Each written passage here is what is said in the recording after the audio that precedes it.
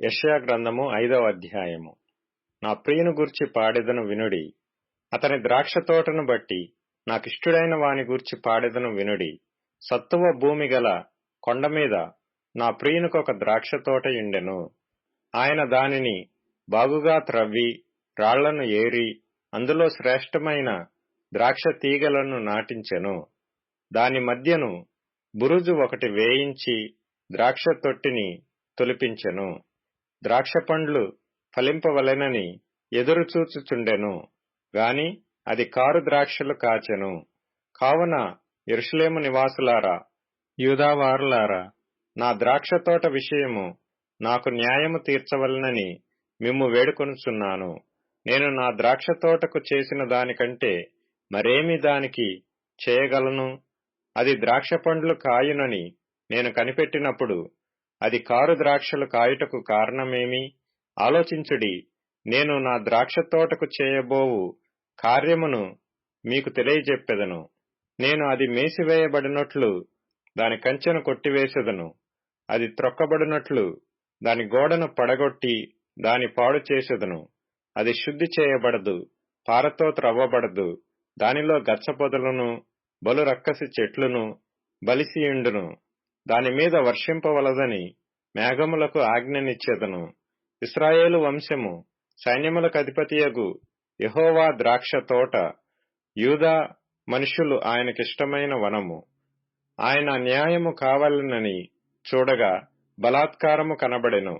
నీతి కావాలనని చూడగా రోదనము వినబడెను. స్థలము మిగులకుండా మీరు మాత్రమే దేశములో నివసించున్నట్లు ఇంటికి ఇల్లు కలుపుకొని పొలమునకు పొలము చేర్చుకొను మీకు శ్రమ. నేను చెవులారా వినున్నట్లు సైన్యములకధిపతియగు యెహోవా స్పష్టముగా ఈ మాట నాతో సెలవిచ్చెను. నిజముగా గొప్పవియు దివ్యమైనవియునైన ఇండ్లు అనేకములు నివాసులు లేక పాడైపోవును. 10 ఎకరముల ద్రాక్ష తోట 1 కుంచెడు రసమిచ్చును. తూమెడు గింజల పంట 1 పడి యగును. మద్యము త్రాగుదుమని వేకువనే లేచి ద్రాక్షరసము తమకు మంట పుట్టించు వరకు చాలా రాత్రి వరకు పానము చేయువారికి శ్రమ. వారు సితారా స్వరమండల తంబుర సన్నాయులను వాయించుచు ద్రాక్షారసము త్రాగుచు విందు చేయుదురు గాని యెహోవా పని యోచింపరు.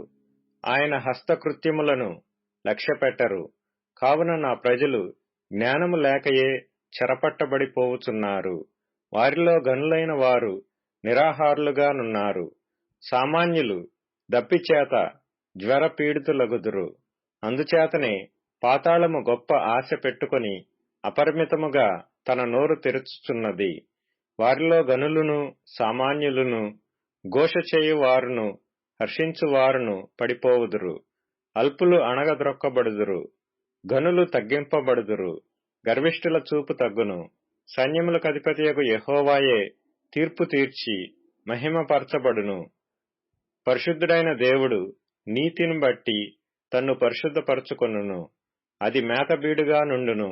గొర్రెపిల్లలు అచ్చట మేయును. గర్వించిన వారి బీడు భూమిని విదేశీయులైన కాపరులు అనుభవింతురు. భక్తిహీనతయను త్రాళ్లతో దోషమును లాగుకొను వారికి శ్రమ. బండి మోకుల చేత పాపమును లాగుకొను వారికి శ్రమ. వారు ఇట్లనుకొనుచున్నారు, ఆయనను త్వరపడ నిమ్ము, మేము ఆయన కార్యమును చూసినట్లు ఆయనను దానిని వెంటనే చేయనిమ్ము. ఇశ్రాయేలు యొక్క పరిశుద్ధ దేవుని ఆలోచన మాకు తెలియబడినట్లు అది మా ఎదుట కనబడనిమ్ము. కీడు మేలనియు మేలు కీడనియు చెప్పుకొని చీకటి వెలుగనియు వెలుగు చీకటనియు ఎంచుకొని వారికి శ్రమ. చేదు తీపి అనియు తీపి చేదనియు ఎంచుకొని వారికి శ్రమ. తమ దృష్టికి తాము జ్ఞానులనియు తమ ఎన్నికలో తాము బుద్ధిమంతులనియు తలంచుకొని వారికి శ్రమ. ద్రాక్షారసము త్రాగుటలో ప్రఖ్యాతి నొందిన వారికిని మద్యము కలుపుటలో తెగువగల వారికిని శ్రమ. వారు లంచము పుచ్చుకొని దుష్టుడు నీతిమంతుడని తీర్పు తీర్చుదురు. నీతిమంతుల నీతిని దుర్నీతిగా కనబడచేయుదురు. సైన్యములకధిపతియగు యెహోవా యొక్క ధర్మశాస్త్రమును నిర్లక్ష్య పెట్టుదురు.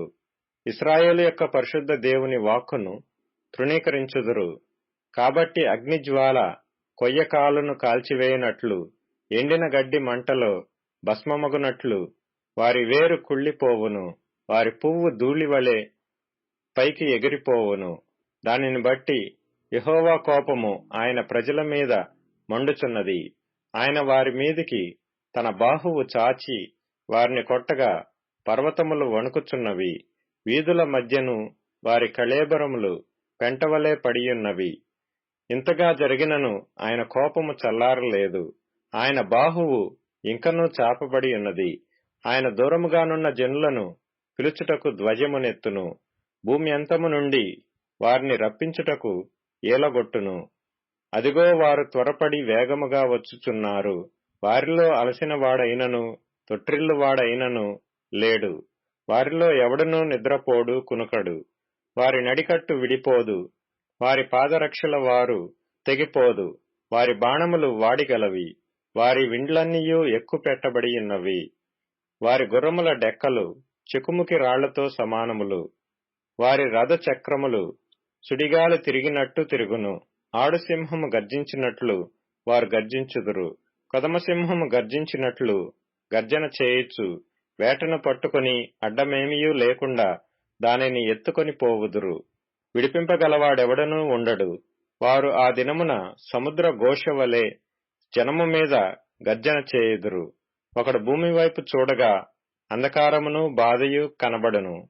అంతటా ఆ దేశము మీది వెలుగు మేఘముల చేత చీకటి యగును.